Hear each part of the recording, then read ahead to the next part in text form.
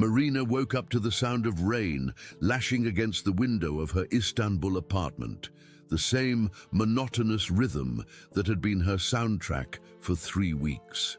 The scent of Turkish coffee still lingered in the air, mingling with the sweet aroma of the cigarettes Kemal smoked on the balcony every morning.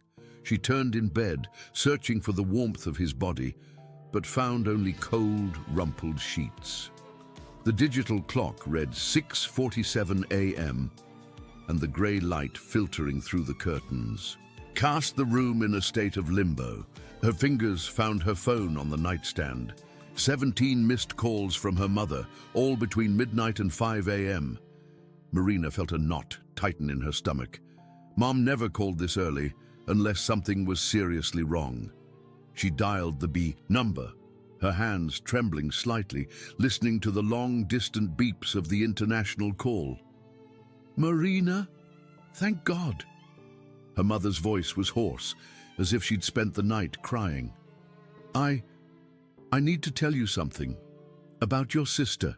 "Lara?" Marina sat up in bed, her heart pounding. "What about Lara?" "They found her, Marina. After 13 years, they found your sister." The world seemed to slow down around Marina. Lara had disappeared in 2002 during a romantic trip to Turkey with a wealthy boyfriend. Marina was only 15 at the time, but the memory of her, family falling apart, the investigators coming and going, the silence that settled over their dinners still haunted her like a poorly healed wound. "What do you mean they found her? Where?" Marina stood up, walking to the window. The rain had stopped, but the clouds remained heavy and ominous over the Bosphorus. "In Cappadocia, in a kind of underground laboratory." "Marina, she's alive, but..." Her mother's voice broke. "She's in a coma, in some kind of artificial hibernation." Marina pressed her forehead against the cold window pane. The coincidence was too unsettling to ignore. She had moved to Istanbul a month ago, following Kemal after a whirlwind romance that had begun in São Paulo.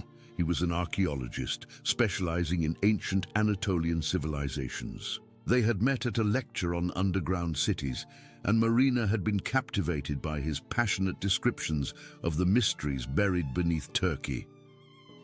"Mom, I need to go to her." "Where is she now?" "At a clinic in Zurich." "Marina, there's something else. The police want to talk to you. They've discovered you're in Turkey and, well, they think you might have important information." Marina hung up the phone, her mind racing.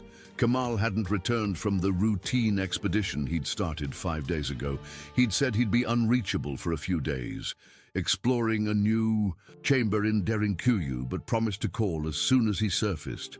Now, his absence took on sinister overtones. She opened her laptop and searched for news about Lara's case. The headlines were sensational. "Brazilian woman found alive after 13 years in secret lab. Mystery of the Cappadocia time capsule.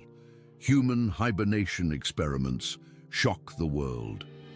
The photos showed a woman in a glass capsule connected to tubes and wires, her face serene like a porcelain doll. It was Lara, but a time-preserved version, as if the 13 years hadn't passed. A shiver ran down Marina's spine as she read about Emir Demirci, Lara's boyfriend. The physical description was almost identical to Kemal's. Tall, dark, piercing dark eyes, the same small scar above his left eyebrow, the same lopsided smile that had charmed her in São Paulo. She rushed to Kemal's closet and began rummaging through his belongings. At the bottom of a drawer, she found a folder containing documents in Turkish and English. Her limited knowledge of the local language allowed her to decipher a few words: Project Kronos, temporal preservation, artificial consciousness. There were photos of excavations, detailed blueprints of underground cities, and even more, disturbing diagrams of what appeared to be hibernation chambers. The phone rang, interrupting her discoveries. It was a local number. "Marina?" It was Kemal's voice, but there was something different about it, more distant, more controlled. "I need you to come to me now." "Kemal, where are you? I need to tell you about my sister, I know about Lara." The coldness in his voice sent a chill down her spine. "That's exactly why you need to come. I'm sending you coordinates. Don't tell anyone where you're going." The call ended abruptly. Seconds later, a message arrived with the location. A remote area in Cappadocia, about 3 hours' drive from Istanbul. Marina looked at the documents scattered across the bed. Each page she read deepened her sense of nightmare. There were references to test subjects, memory preservation, and consciousness transfer. In one of the photos, she recognized Kemal, next to an older man, both wearing white lab coats in front of equipment that looked like it came from a science fiction movie. She grabbed her phone and called the Brazilian police, but was directed to an automated recording. She tried the consulate, but it was too early and nobody answered. The feeling of isolation grew like a shadow around her. Marina made an impulsive decision. She gathered a few essential belongings, put one of the photos she'd found in Kemal's folder, the one where he appeared with the unknown man, in her bag, and left the apartment. If Kemal knew about Lara, if he was involved in what had happened to her sister, she needed to confront him. The drive to Cappadocia was a journey through increasingly desolate landscapes. Marina rented a car at the airport and followed the coordinates Kemal had sent. With every kilometer, the vegetation became sparser, the rock formations more bizarre and imposing. It was as if she were descending into an underground world while remaining on the surface. The GPS led her down a bumpy dirt road winding through volcanic rock formations. On the horizon, fairy chimneys rose like silent sentinels, casting dancing shadows in the midday sun. Marina pulled up beside a structure that looked like a research trailer, with antennas and electronic equipment scattered around. Kemal emerged from the trailer as she turned off the engine. He looked different, thinner with stubble and eyes that couldn't meet hers directly. He wore the same field clothes he'd worn during the excavations, but there was something theatrical about his movements, as if he were playing a role. "Marina." He approached the car, but kept his distance. "You shouldn't have come. You asked me to come." She got out of the vehicle, feeling her legs tremble after hours of driving. "Kemal, I need to know the truth. About you, about my sister, about all of this." He glanced at his sides, as if expecting someone else to appear. "The truth is more complicated than you can imagine. Come, we have little time."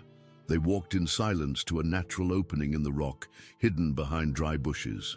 Marina hesitated at the cave entrance. The air coming from inside was cold and carried a metallic scent that made her nauseous. "Is this where you've been these past few days?" she asked. "Yes and no." Kemal switched on a powerful flashlight, illuminating a narrow corridor that spiraled downwards. "Marina, before we go down, you need to understand something. I'm not who you think I am. You're Emir Demirci." The question came out more like a statement. Marina had rehearsed this moment throughout the entire trip. Kemal stopped walking and turned to her. In the flashlight's beam, his face took on sinister contours, the shadows accentuating every line of expression. "Emir Demirci died in 2002. I am what's left of him." "That doesn't make sense." "It does if you understand what really happened to Lara." He resumed walking, and Marina followed, mesmerized by the movement of the light dancing on the stone walls. Lara discovered Project Kronos. She wasn't supposed to, but she was curious, too smart for her own good. They reached a large chamber, lit by LED lights that activated automatically with their presence. Marina felt the air grow denser, charged with humidity and static electricity. In the center of the chamber, there, was a structure vaguely resembling the pod where Lara had been found, but this one was empty and covered in a fine layer of dust. "What is this place?" Marina approached the pod, feeling a primal fear growing in her chest. A laboratory, an experimental site, a tomb. Kamal placed the flashlight on a makeshift table where there were papers, old electronic equipment, and vials containing strangely colored liquids. Lara discovered we were working with consciousness preservation technology, not ordinary hibernation, Marina. Actual transfer of memories, personality, essence. You were experimenting on people? On volunteers, terminally ill people, willing to try anything to survive. Kamal's voice sounded distant, as if he were recalling painful events.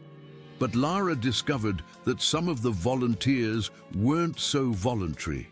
Marina felt the ground shift beneath her feet. Reality seemed to be reorganizing itself around her, each revelation changing how she viewed everything she had experienced in the past few months. She threatened to expose us. I loved her, Marina, more than anything. I couldn't let her destroy everything we had built, but I couldn't hurt her either. Kamal approached the pod, running his hand over the glass as if caressing someone's face. "So we decided to preserve her until we could prove our cause was just. You drugged her, kept her prisoner for 13 years. We saved her." His voice became rough, defensive. "Lara had a rare degenerative disease. She didn't know, but we had access to her medical records. In 2 years, she would have been dead. By preserving her consciousness, we gave her eternity." Marina recoiled, searching for the exit with her eyes. "You're crazy. You're all crazy." "Crazy?" Kamal laughed, but the sound lacked humor. "Marina, I died in 2002. The original Emir died along with the love I felt for Lara when I made the decision to preserve her. What you met in Sao Paulo, the man you fell in love with, is me, a copy of Emir's consciousness, transferred to a cloned body, programmed to find you." Marina's world crumbled. She leaned against the cave wall, feeling nauseous and dizzy. "This is impossible." "The technology has existed longer than you imagine. The underground cities of Cappadocia were built to hide far more than persecuted Christians. They housed experiments with human consciousness for centuries." Kamal approached her, and Marina could see that his eyes were different, more artificial, as if there were circuits behind the pupils. "You were chosen, Marina, from the beginning. Chosen for what? To be the next test, to prove that consciousness transfer can be perfect. Lara was our first partial success. Her consciousness was preserved, but we couldn't integrate it into a new body. You, being her sister, share similar genetic and neurological patterns. You are the key to awakening Lara." Marina tried to run, but Kamal was faster. He grabbed her wrists, and she felt that his hands were slightly colder than they should be, as if the blood flowing through them wasn't entirely human. "I'm not going to let you turn me into a guinea pig." She struggled against his grip, but her strength seemed insufficient. "You don't understand. It's not about turning you into a guinea pig. It's about reuniting you two. Lara has been waiting for you for 13 years. She needs you to come back completely to life." Kamal dragged her into a second chamber, smaller and more technologically advanced. 2 identical pods sat within, one occupied by a female figure Marina instantly recognized. Lara, exactly as she appeared in newspaper photos, preserved in youthful beauty, like a modern-day Sleeping Beauty. "She's dreaming of you, Marina, for all these years. Her consciousness has revisited memories of your childhood together. You are the anchor, keeping her personality intact." Marina approached Lara's pod. Her sister appeared to be sleeping peacefully, her serene expression starkly contrasting with the horror of the situation.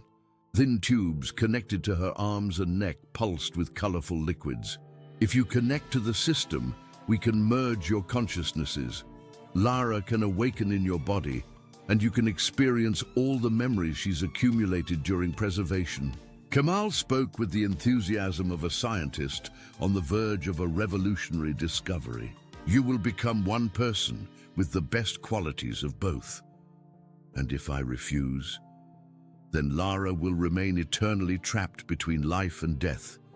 And you, well, you know too much to simply walk away. Marina scanned the chamber for an escape route. There was only one exit, and Kamal stood between her and the door. The equipment hummed softly, like a chorus of machines singing a funeral dirge. Why did you do this to me? Why create a false persona just to lure me here? Because I needed to understand you, to study your reactions, your behavioral patterns, your emotional vulnerabilities. Kamal touched a control panel, and lights began flashing around the empty pod. The Marina I met in Sao Paulo isn't false. You are real. Your feelings are real. But our relationship was guided. You lied about everything. I lied about my identity, but not about my feelings. Emir's persona, even as a copy, developed genuine love for you. That's what makes the experiment so fascinating. Tears stung Marina's eyes. Every happy memory she shared with Kamal now felt tainted, as if someone had splashed dark ink across precious photographs. Can she hear me? Marina moved closer to Lara's pod.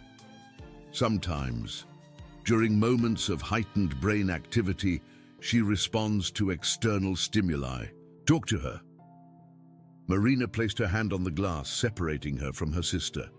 Lara, it's me, Marina, your younger sister. Can you hear me?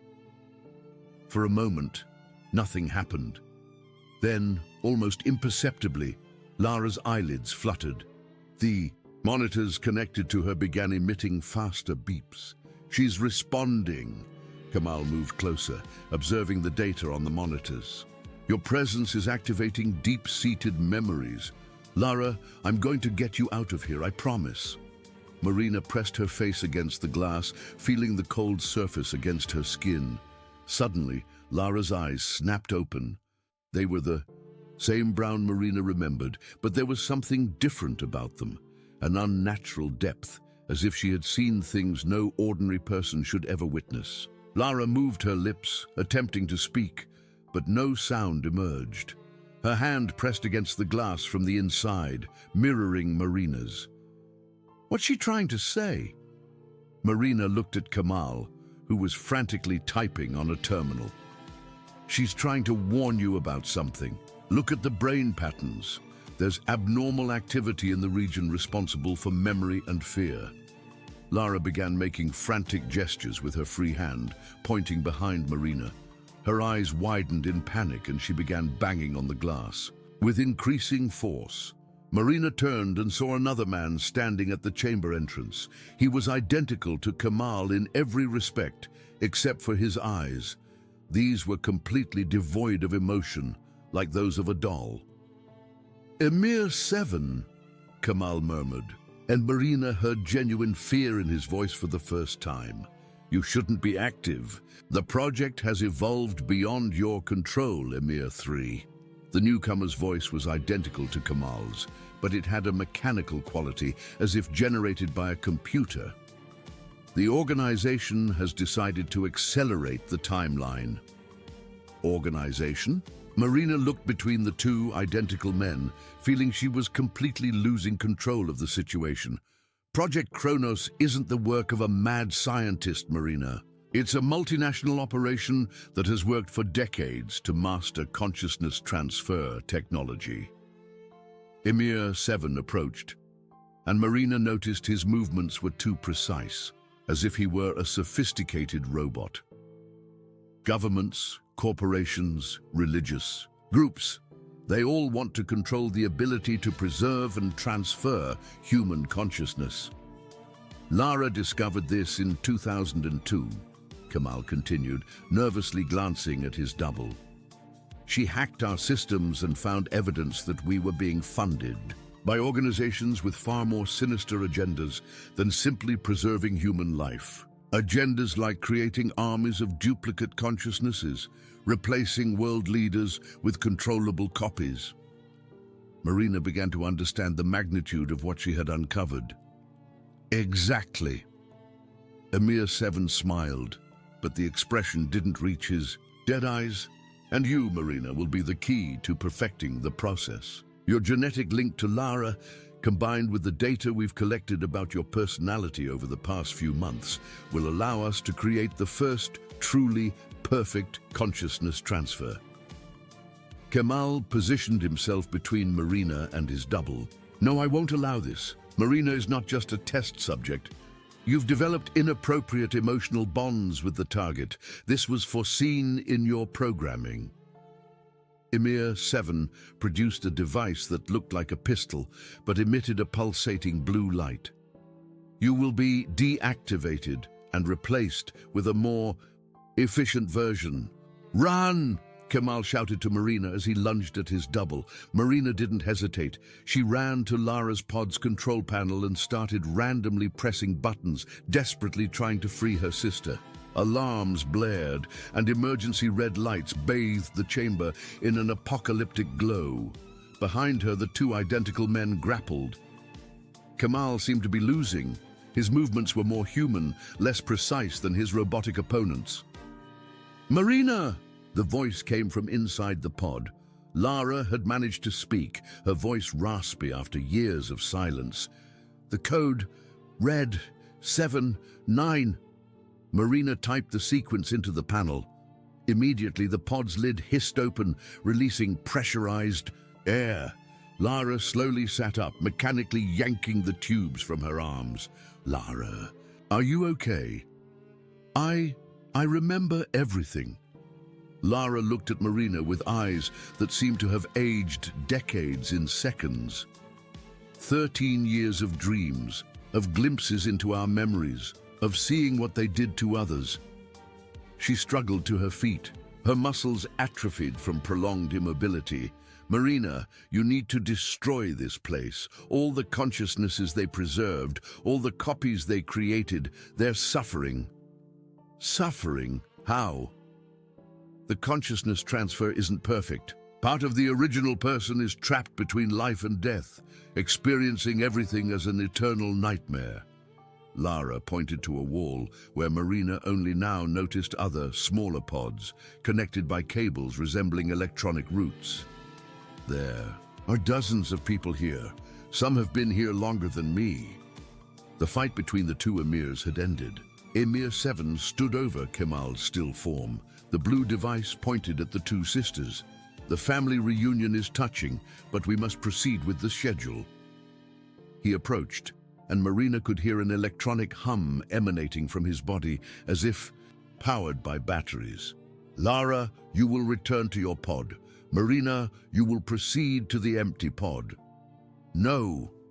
Lara stepped between Marina and Emir 7.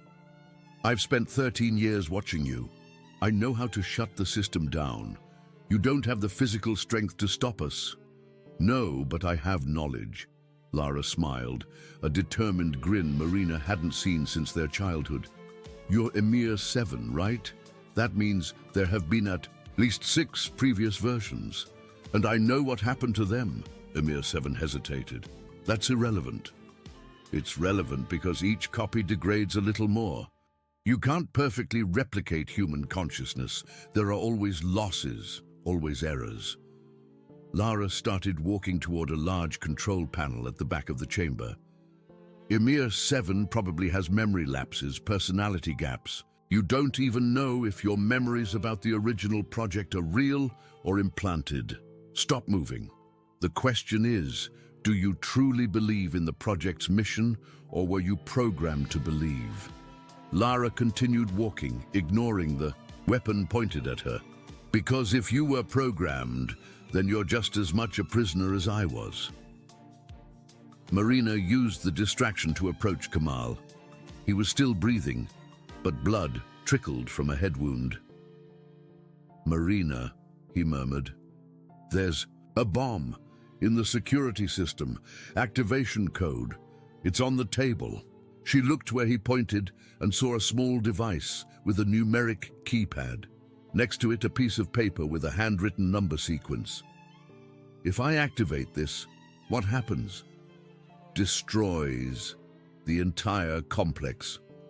All the trapped consciousnesses will be freed. Marina looked at Lara, who had reached the main panel and was typing commands with surprising speed. Lara, there's a bomb. I know. I saw it in the system schematics. Lara didn't stop typing. Marina, you need to get out of here now. I'm not leaving you here. One of us needs to tell the world what happened here, and you still have a life to live. Lara glanced over her shoulder, her eyes glistening with tears. I spent 13 years trapped between life and death. I choose how my story ends. Emir 7 fired the blue device at Lara. She screamed and fell, but continued pressing buttons on the panel with trembling hands. Self-destruct sequence initiated, a computerized voice announced. Evacuation in 5 minutes. Marina helped. Kemal to his feet. He was weak but could walk with support. Come on, Lara, let's go. I can't. Lara leaned against the panel, her strength rapidly fading.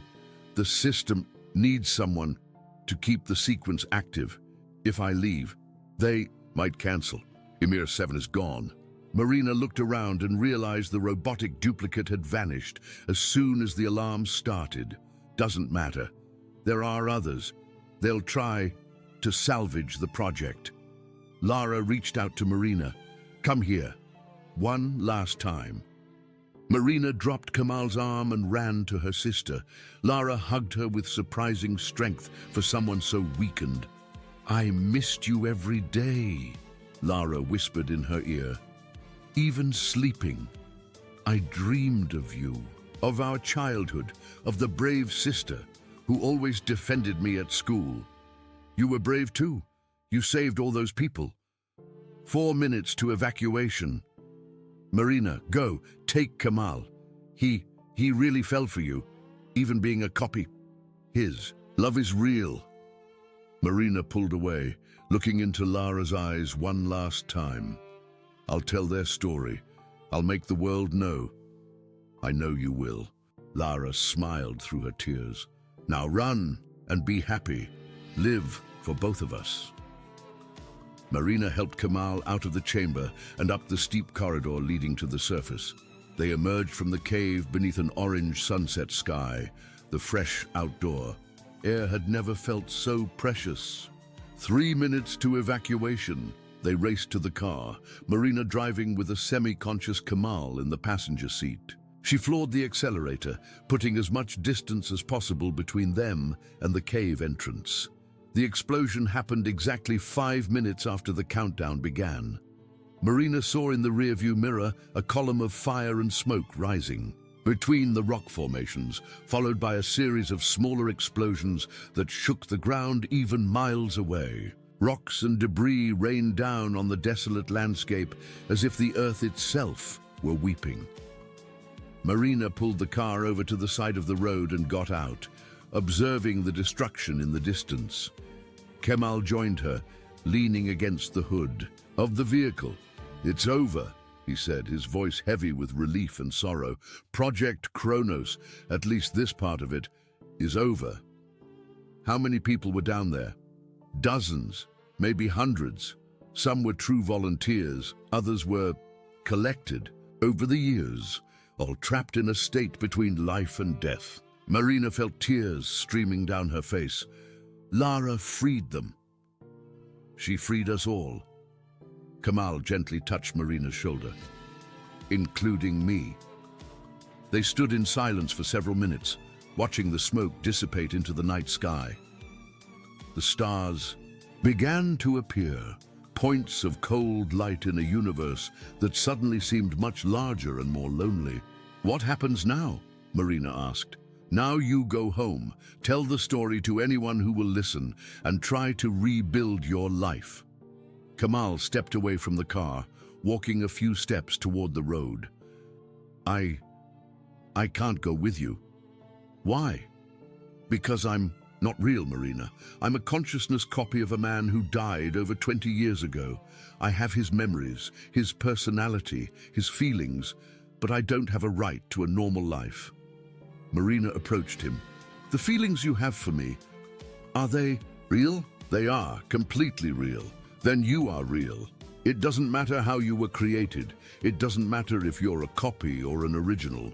What you feel, what you choose to do, that's what makes you human. Kamal looked at her with a surprised expression, as if he had never considered that possibility. The organization will come looking for me. They'll know I survived, that I betrayed them. Then we disappear. We change our identities. We hide.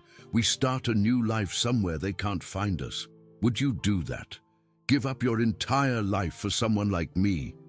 Marina thought of Lara, of the 13 years her sister had lost, of the sacrifice she had made to free hundreds of trapped consciousnesses. Lara told me to live for both of us, and I think living means making courageous choices, even when they're frightening. Kamal kissed her then, a desperate kiss full of gratitude. Marina tasted the salt of his tears mixed with her own. There's a place, he said when they broke apart, a remote village in the Greek countryside. I have contacts there, people who help others disappear. We can start there. And the police? What will I tell them about Lara? The truth, or at least the version of the truth they'll believe. Your sister was held captive by a scientist cult. You found her. She died helping you escape. The details about consciousness transfer and clones, well, that can stay between us. Marina looked one last time at the column of smoke on the horizon. Somewhere under those debris was her sister's body, finally at peace after years of suffering. I'll miss her forever. I know, but she wouldn't want you to waste your life grieving. She wanted you to be happy. They returned to the car and drove away, leaving Cappadocia and its secrets buried behind. The trip to Istanbul passed in contemplative silence, each lost in their own thoughts about the uncertain future that awaited them. At the apartment, Marina made the necessary calls. She spoke to the Brazilian police, the consulate, her mother. She told an edited version of the events. She had found Lara in a religious cult that conducted pseudo-scientific experiments. She had managed to free her, but her sister had died during the escape when the complex exploded. There were real tears in her voice, genuine grief that made her story believable. Meanwhile, Kemal burned documents and destroyed evidence of his false identity. He had contacts in the underworld, people who could provide new documents, new identities. In 48 hours, they would be completely different people. Are you sure? He asked the night before they left. They were on the apartment balcony, watching the lights of Istanbul reflected in the waters of the Bosphorus. I am. Marina held his hand, noticing how it still felt slightly colder than normal. But I have one condition. What? I want to know everything. About the project, about how you were created, about what else is out there. If we're going to spend the rest of our lives running, I want to know exactly what we're running from. Kamal nodded. It's fair, but Marina, some of the things I'm going to tell you will give you nightmares. I already have nightmares. At least now they'll have an explanation. The next morning, they boarded a flight to Athens under false names. Marina had cut and dyed her hair, wore sunglasses and simple clothes that made her look like an ordinary tourist. Kemal had shaved his beard and completely changed his style of dress. During the flight, he began to tell the real story of Project Kronos. It was even more disturbing than Marina had imagined. The organization behind it was an international network of scientists, military personnel, religious figures, and magnates who believed that humanity was on the verge of mass extinction, whether by war, climate change, or some other global catastrophe. They wanted to preserve the minds of the most important, intelligent, and capable people, Kemal explained softly, making sure other passengers couldn't overhear.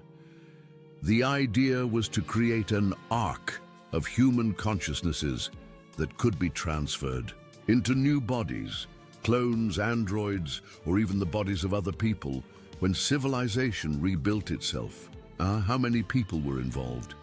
Thousands, scattered across the globe, secret labs in at least 12 countries. What we destroyed in Cappadocia was just a small part of the network.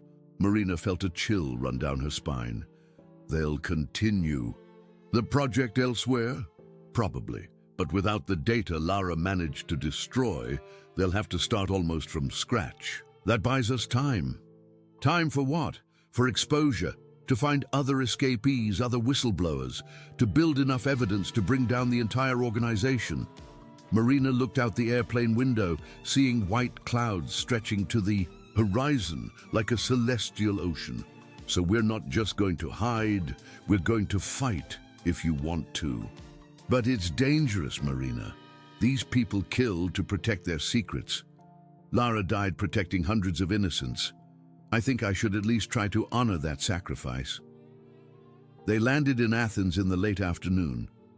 A middle-aged man waited for them at the airport, holding a sign with false names that neither Marina nor Kemal recognized. He drove them to a coastal village 2 hours from the capital, a place where time seemed to have stopped decades ago. The house Kemal had arranged was simple but comfortable, a 2-story white building overlooking the Aegean Sea.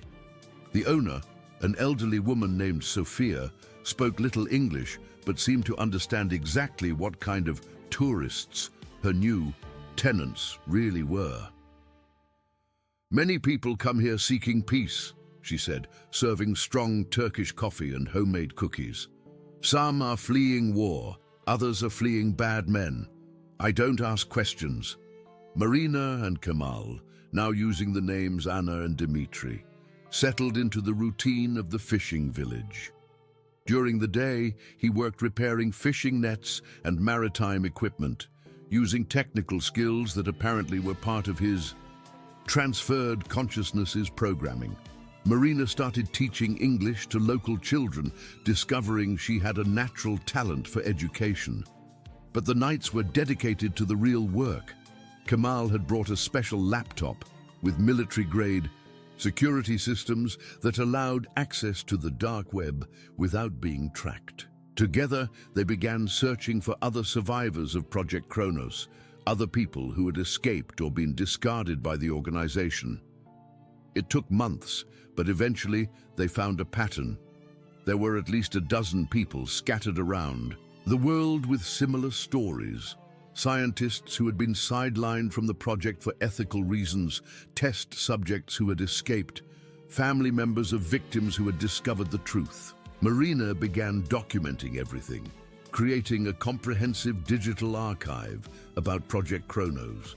Testimonials, documents, photos, videos, everything encrypted and stored on secure servers scattered across multiple countries. "When we have enough evidence, we'll take everything to investigative journalists," she told Kemal one night as they worked on the laptop on the house's veranda. "We'll make it impossible for them to deny or cover up. What if they find us?" Before that, Marina looked out at the dark sea, where the lights of fishing boats flickered like fallen stars. "Then at least we tried." Lara had no choice about how she died, but she chose what she died for. "If we die, let it be for the same cause." Kemal took her hand, and Marina noticed his skin had warmed over the past few months. Maybe it was the Mediterranean climate, or maybe the physical differences between him and a normal human were lessening over time.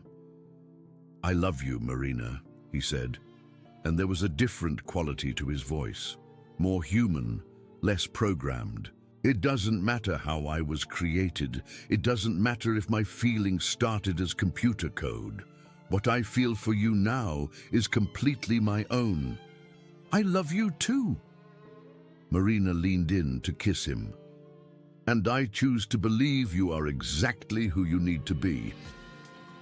6 months later, Marina was pregnant. The discovery initially grounded her. How could they raise a child while fleeing an international organization of assassins? How could she be a mother when she was still processing the loss of her sister?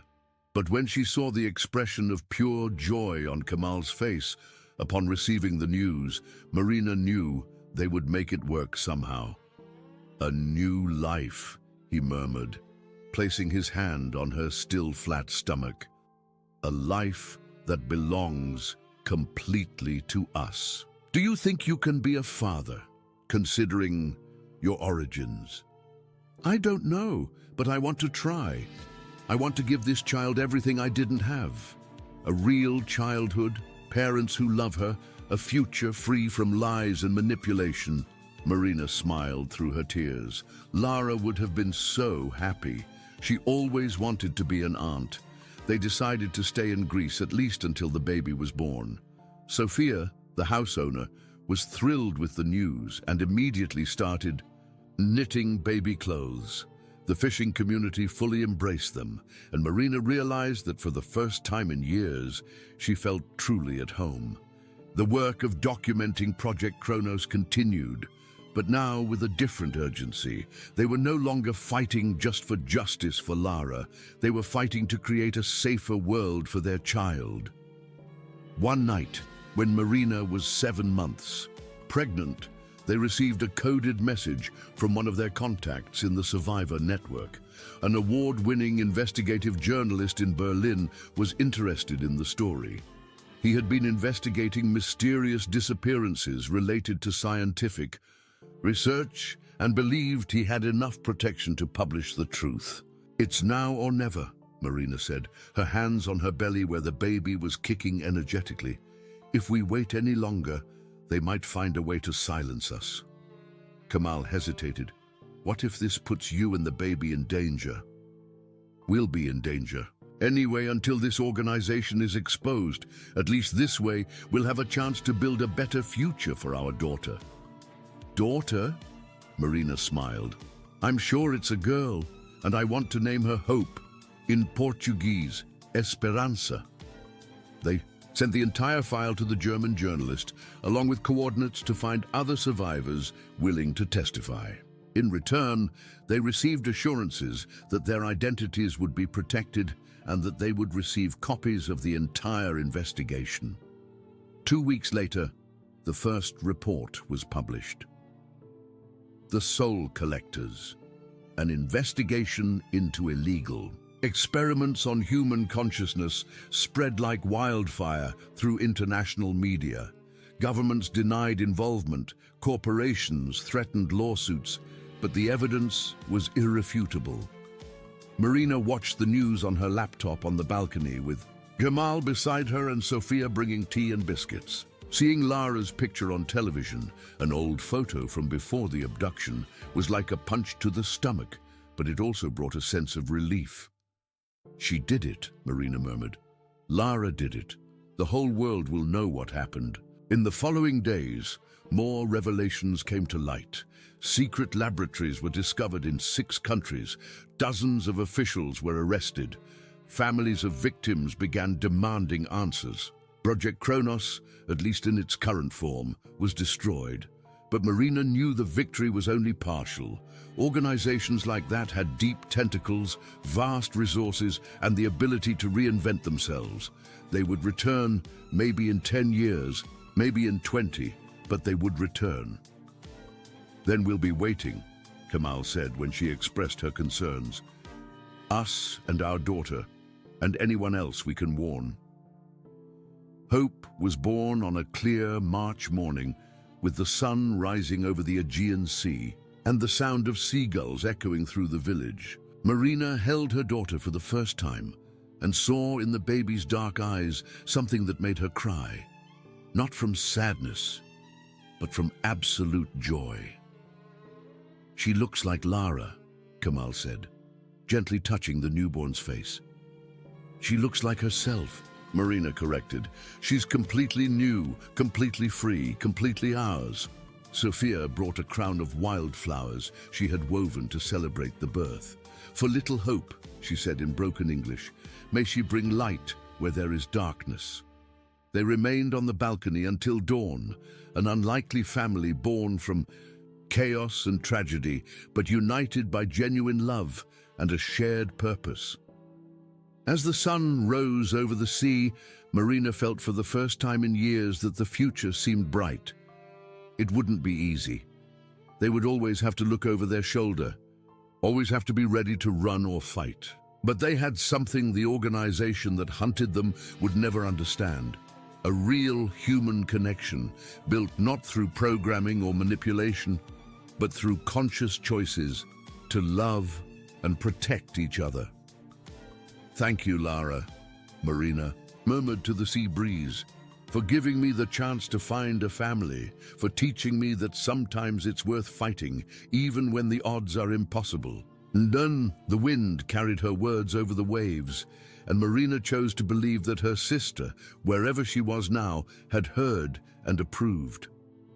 Hope woke up then, looking at Marina with curious and alert eyes that seemed to already be asking questions about the world around her. Marina smiled and kissed her daughter's forehead. "Welcome to the world, little one," she whispered. "Let's make it a better place for you." And so, with a new life in their arms and a new mission in their hearts, Marina and Kamal began the next chapter of their story. No longer just fleeing a dark past, but actively building a future full of hope.